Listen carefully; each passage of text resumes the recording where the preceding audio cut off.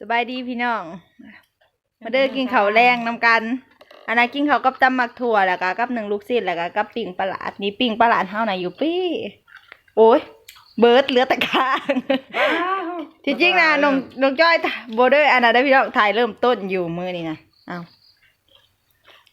เดี๋ยวแม่กินเบิร์ดสบายดีผู้ใดจักบ่ฮู้ เป็นปิ่งประหลาดไงเด้อคุณพ่อมันคืออยู่บ่ลมไปอยู่ไสกับพ่อบ่ผัดมาพี่น้องบุญพลาพาส่งมีว่าน้องจอยลงมาเวียงว่าสิบ่พ่อเจ้าเล่าคนบ้านนอกอะไรสงสัยเป็นไปบ่ได้ค่ะนะจะเป็นต้องได้มาหากันมื้อนี้เฮามีมื้อนี้เฮาจะนัดจุดพบกันอยู่นครพนมมื้อนี้มากินข้าวอยู่กับละสาวสบายดีพี่น้องแม่แรกก็มานำพี่น้องละสาวพี่น้องปีหน้าไปหาแม่พี่ละสาวอยู่พี่เป็นเจ้าภาพพี่น้องเลี้ยงเขาร้านสาวก็คือปิ่งปลาหลาดถาจะมือขึ้นนี่สบายดีผู้ใดน่ะแม่น้องดิครับเนี่ย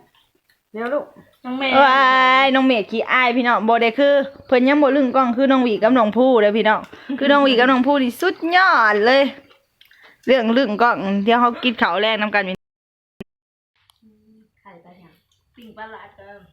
แซ่บๆพี่น้องเอ้ยสบายดีพี่น้องกินข้าวนำกันไปหาปลาหลาดมื้อนี่ไปน้องนี่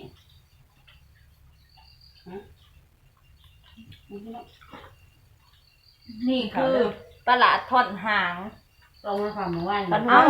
หัวอยู่นี่นะท่อนหัวกินคนละท่อนพี่น้องกับสาวลาวจัดหัวจัดหางหิวข้าวพี่น้องกินข้าวเช้าไปอยู่เพื่อนพุ่นจังมุ่งกินข้าวเช้านะ7:00 นมื้อเช้านี่เดี๋ยวนี้ก็เลยหิวแห้งเดินทางคือโมงหลายบ่ได้แหละเดินทางประมาณขึ้นรถอยู่บ้าน9 โมงปัจจุบันนี่6 โมงแรงปัจจุบันเดินทางไม่ไกลบ่6 โมงมันทุก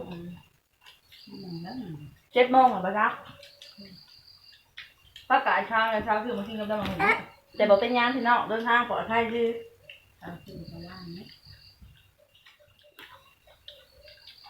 เขาเจ้าช่วงในคิวรถเขาเจ้าว่าไปไสไปนครพนมเขาเจ้าว่าอ้าวเขาเจ้าว่างานพระแล้วไปยังนครพนมก็เลยไปกรีดยางเขาเจ้าไปพูดอีกแล้วยางปิดแล้วเขาเจ้าบอกโอ้เจ้าอย่างนั้นเจ้าทั่วยาวแพ้ค่ะไปนครแล้วมันยังเลยไปบ้านแพงเอ๊ะจับหัวเลยยังไอ้เบาเขาเจ้าว่ามือสาวมีพ้นโต๊ะมานำหลบพี่เนาะชื่อคุ้มคืบกลางคืนเลยตกถ้าเจ้ามาหอดเปียกเบิกถนนตกกลางคืนมันตกยามเช้าใช่กันเจ้าก็เปียกเบิกครับถนนเปียกเขาได้ยินขนมได้บางทีใช่แต่ไปหลับเท่าแล้วหลับอย่างแค่เท่าแล้วจะไม่เสี่ยวมานั่งเป็นเพื่อนงานใช่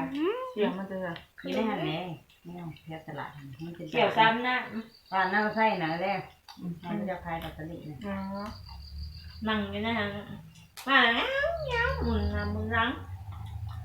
นี่นะมันได้เป็นมานั่งอยู่บ่าผิวปอกมอกมาเด้อไม่ใหญ่กินข้าวแรงกินข้าวกระปิ่งปลาเนี่ยไม่ใหญ่มากเด้อเมืองลาวผู้สาวงามสาวอองน้องหวีน้องพุ่งกินข้าวแรงน้องไปจอยอยู่พี่งานอย่างเงี้ยเอามาฝากดอกมีน้ำแข็งไหมมีน้ำแข็งน้ำเป็นแบบเมื่อไม่ใหญ่วันนี้ปิ่งปลาแห้งแล้วน้องจอยจะร้อยเอาไปเรียงต้องแห้งแต่พอเมื่อเราลงเมื่ออื่นปัดรถเนี่ยนุ่งคือไรกว่าบ้านเฮาวะไปน้ำไปง้องหน้าป่าเพราะป่าย่างบอกปกติเพื่อนทำมันกับบ่มียุงมันโล่งน้ำแรกบ่มีน้ำพ้นนี่เก่งมันป่าน้ำพ้นมันก็ย่างพ้นกับไรกันลูกช่วงด้วยกันนี่ยังว่าบ่มีได้นี่ช่วงน้ำมันเนาะอันนี้คนนี้ช่วงน้ำมันจนโกยเอาเนี่ยลูกมันกำลังบอกลูกกำลังถึงไปน้องหน้าตอนน่ะโดดมันไปเลยไปซื้อลูกชิ้นเมื่อเช้าคือตลาด ทีนี้มันอยากสิหนึ่งหลัก เฮ็ดเข้มพองคือหนึ่งคือบ่แก่ค่ะเฮา มันอยากมันแจ้งกินในตู้หันยังอยู่เลยมึงที่หาบ้านเป็นร้านอาหารถูกกว่าในข้าเขามาขายหนึ่งเข้าหาเอาหนองทำคิด กินสายนะ จนวันนั้นกินเอามาอะไรดี ต้องกินแต่เนื้อมัน ตับเปล่าๆเสียเลย บอกคันเฮาเอิ้นปลารสแหลวสิได้อยู่บ่นี่ บ้าได้ใช่ค่ะ ปลาหลาดก็คือปลาหลาด แล้วเหลว อันนี้น่ะปลาหลาดนี่มันเป็นเอื้อยของปลารสแหลวแม่นบ่ พี่ต่อได้ แม่นบ่บ่ยังมีพ่อแม่ปลาหลาดอีกบ่ บ่สมมุติว่าเฮาไปพ่อในตอนในลี่แล้วมันโตสำนี้ปลารสแหลวเจอปลาหลาดหรือปลารสแหลว ห้องปลาโลเหลวและคันมีลายปลาหลาดลายเอาปลาหลาด ตัว มัน น้อย ไม่ ก็ มี ไล่ ลาย ตัวน้อยก็ไล่คือกันแหละไล่คือปลาลูกเหลว แม่น ปลาหลาดแหลวลาย บ่มันบ่ลายในหางดิ อืม แม่น บอก บ่ ไป มันลายเป็นจุด บอกไปแล้ว ปลาหลานตัวสัมปลาลูกเหลวก็มีนะไปเบิ่งไว้ในตู้เย็น น้องมันลูกมันบ่ มันตัวน้อยอันนี้มัน อยู่คลองน่ะเป็นปลาหลาดพี่น้องเมื่อไหร่หน้าเป็นปลารสแหลว คนละแนว คนละแนว คนละแนวทีเดียวนี่นะ เห็นปลาลูกเหลวทำแคนสีย่างมันอยู่บ้านนะ ปลาหลาดกับปลาหลาด มันปลาเป้าน่ะปลาเป้าน่ะเห็นอยู่ไสมันก็เป็นปลาเป้า มันมาอยู่ดอกน้ำจืดนะปลาเป่าน้ำจืดมันอยู่ดอกหวยมันอยู่แต่คลองปลาเป่านะ พวกนี้นะแต่ปลาหลาดมันขึ้นอยู่หัว ปลาบูอยู่ปลาบูอยู่ หวยมันอยู่ก็ เขาเอาเมืองปล่อยแต่ที่ช่องข้ามนะ คนละบูได้นะบูหวยได้นะบูคล้องต่างหากได้บูคล้องบริยะ เข้าเมืองมันเห็นอยู่เนาะเขาจะ บูเป็นอันนี้ มันอะไร บูหรือเปล่าจ้ะ เห็นพอเสาขี้ตึกลงมามันออกลูกอยู่เนาะ คลิปนี้นะโฟกัสอยู่เรื่องปลาอยู่นะ เพราะว่ากินเขากับป ป ลา ลาคันปลาบูหวยนะตัวใหญ่เนี่ยทำแข่งก็มี แม่เท่าไปบอกว่าเท่าไปเอาปลาคอใหญ่อยู่เพื่อนแม่ย่านะปลาคอปลาบูโตจะทำนี่ เห็นบนในลูกน้องเหลนตอนยังหน่อยสิครับเด้ตอนท่านอยู่สี่แยกเลยนะนี่หรือวะเห็นอยู่น้องเหลนเป็นย่อสิบางใหญ่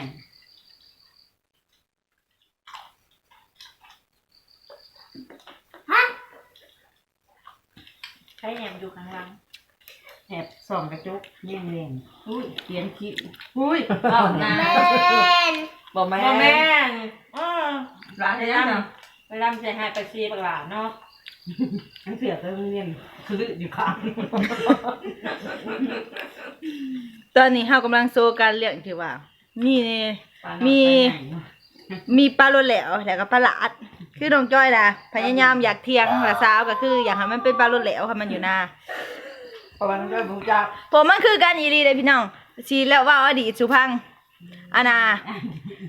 ไปซื้อปลากับเสือสาวพองหาแหละช่วงอันนั้นละสาวพาลงไปซื้อปลาวันยังทีนคือบักกินไปแล้วเขาเจ้าติดอ่ะน่ะป้าละสาวปลาล้นเหลวมาตัวเบิ่งใหญ่ละสาวว่าปลาหลาดบ่ปลาล้นเหลวเที่ยงกันมื้อน่ะจนสอดบ้านสุดท้ายมาถามแม่ใหญ่ว่าปลาหลาดน้องจ้อยจังได๋ยอมแพ้ละสาวบ่แม่นสิบ่ดื้อได้เดี๋ยวนี้นะ อันนั้นพระเจ้ามาหักปลาขาย เอาไปกันแม่นนี่มองเนาะเป็น ไปใส่ เป็นอันนั้นใส่แถบตะพังมึงเอาไปลองเล่นเนี่ยเรื่อยๆละอยู่ตัวกับท้องอยู่ ไปใหญ่แล้วใส่ทาบัดท่านใหญ่แล้วเรามองน้องใส่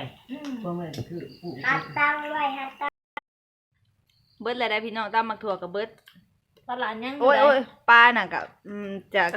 อันแรกคือเรือ สภาพนี่เหลือแต่กลาง อะไรกองมา เฮาก็สิได้อำลาพระจ๋าพี่น้องแล้วได้คลิปนี้นะจักอยู่มื้อนี้จักน้องจอยอยู่ซ่องไผน้องจอยจับโทรศัพท์มาน้องจอยถ่าย กับ เล ไป ย บน เดี๋ยวเฮาไปหาเจ้าของซ่องให้เพิ่นผากซ่องมึงก่อนพี่น้องอ้าว โอ้ยฝากติดตามส่องไผ่อุบลในเด้อพี่น้องเด้อเกศเศร้าเล่าอย่างละไปกดติดตามให้แน่กำลังเฮ็ดใหม่ ถ้ามีแนวใดมันบ่โอเคกับพี่น้องก็สามารถตีส้มกันมาในทางคอมเมนต์พี่น้องน้องจ้อยก็บ่ได้เว้าแต่ต้นละได้ตั้งแต่น้องจ้อยไปเฮียนแล้วก็เอ้ยอีหยังเนาะมาเว้าทำอิฐกะ โลเล่หน่อย บ่ได้เล่ๆนะมันอยากเว่าไปเรื่อย ตาม ๆเว่าบ่อยู่บนเก่าเฮาสิได้อำลาพาจากพี่น้องเลยน้องจ้อยก็บ่ได้แม่นว่าสิหย่าดอกพี่น้องสิไปกินต่อเพราะลูกศิษย์มันบ่ทันเบิด จะไปกินอีกเพราะว่ามันระเบิดของกินเลย เพราะว่ายังกินปีกประหลาดอยู่ โดยพี่น้องขอขอบใจผักกดติดตามกดไลค์กดซับสไครต์แล้วก็ขอเป็นกำลังแห่งใจเนาะกดกระดิ่งแล้วก็ฝากคอมเมนต์กันมาหลายๆพี่น้องสบายดีบัดนี้